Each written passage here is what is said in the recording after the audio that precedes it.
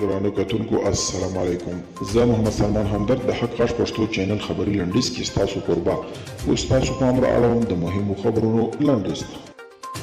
طالبان له ترکیې څخه غوښتي چې د دوحې د تړون پر اساس خپل سفیر له افغانستان څخه وباسي. د طالبان د قدر دفتر غړي سهیل شاهین له رویټرز خبري اژانس سره د خبرو پر مهال ویلي د ترکیې لخوا د حمید کرزي نړیوال هوایي ډګر د امنیت ساتلو سره مخالفت ښودلی او ویلي دي طالبانو ته د افغانستان په خاوره کې د هیڅ بهرني هیواد د سرتیرو حضور د منلو وړ نه دي. تېره ورځ جرمني له یاد هیواد څخه د 42 افغان کډوال بیرته افغانستان ته راستانه په یوه الوتکه کې راستانه کړل.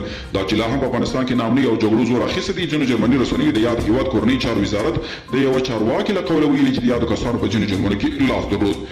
د پاکستان په بلوچستان کې د یوه چپس چپه کېدو په پیښه کې 19 کسان وژل شوي او 50 نور ټپیان دي. پیښه د بلوچستان په خوزدار کې رامنځته شوې.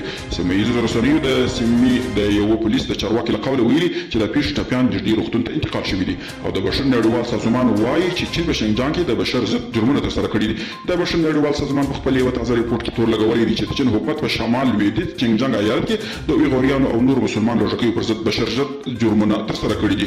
د پنجشنبې په ورځ خپاره شوي ریپورټ کې یاد سازمان ویلي چې شینجان او یغور قزاق او نورو لږکیو په چبر توګه زنداني کړي، تر څار لاندې یې نیولي او شکنجې کړي دي.